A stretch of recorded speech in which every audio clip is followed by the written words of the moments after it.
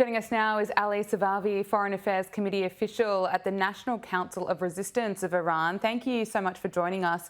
There's plenty of speculation about regime change. How would you describe the situation in Iran right now, and how likely is it that regime change could occur? Well, I think the prospects of regime change in Iran has always been real, and it's not just because of the conflict that we have been witnessing, I guess, in the past 11 days.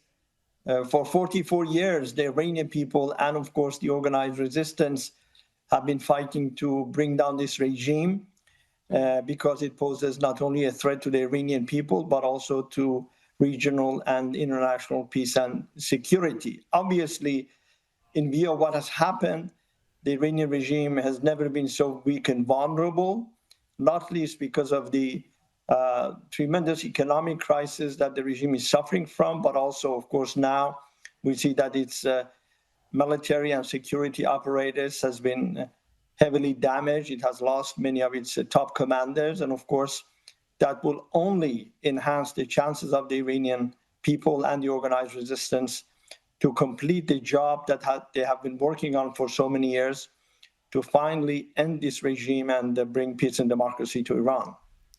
How are Israel's recent operations against Iran, even the last 24 hours, bombing Tehran's Evin prison, affecting the internal stability of the regime? Well, the regime, of course, is quite unstable, not least because I think the Iranian people are very much opposed to this regime. As you know, in 2022, tens of thousands of Iranians came out to the streets of Iran, and they chanted death to the dictator, whether the Shah or the leader, meaning Khamenei. So the Iranian people have no illusion about this regime, and they have fighting it tooth and nail.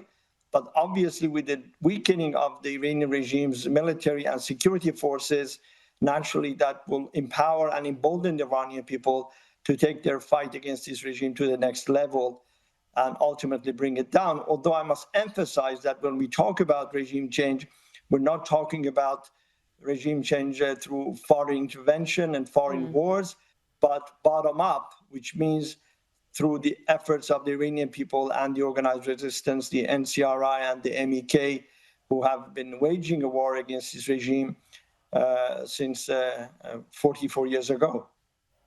Iran's a country that's experienced democratic uprisings 5 times since 2017. So, as you say, now seems like a real possibility. I suppose there are concerns about what that would actually look like, potentially a lot of instability and chaos rather than, of course, a peaceful transition. But what are the signs that you're seeing that indicate the Iranian people are ready to rise up? Well, I think one very clear indication is that despite what has happened and despite the narrative that was being pushed by some armchair experts and, of course, the Iranian lobby in Western capitals, that the Iranian people didn't rally around the flag, because from the perspective of the Iranian people, the only enemy they have is the regime in Tehran. In fact, during the 22 uprising, nationwide uprising, one of the most prevalent chants by the Iranian people was, the enemy is right here, they lie when they say it's America. And so in that context, really, we're not looking at a chaotic situation moving forward. Actually, after the ceasefire was announced earlier today, the NCRI president-elect Mariam Rajavi basically said, welcome the ceasefire and end to the foreign war. And she basically said that the proposal for a ceasefire, and I'm reading from her statement that was just released, the proposal for a ceasefire and ending the war is a step forward for the third option. Neither war nor appeasement. Let the people of Iran themselves, in the battle of destiny, bring down Khamenei and the dictatorship of the Velayat Faqih. She also said that the people of Iran, in their century-long struggle, at tremendous and bloody cost, have repeatedly rejected dictatorships of both Shah and Sheikh, meaning the mullahs, through successive uprisings. So in this sense, really, I think the Iranian people have made their determination clear that they don't want any part of this regime. And I think in the weeks and months forward, this opposition to the regime will escalate. and will lead to an organized uprising that will topple the mullahs of Iran. Remember that nobody believed that Assad regime would fall in a matter of 11 days. Many thought it would be a permanent feature of the Middle East, but of course things have changed. The same holds true for the regime in Tehran.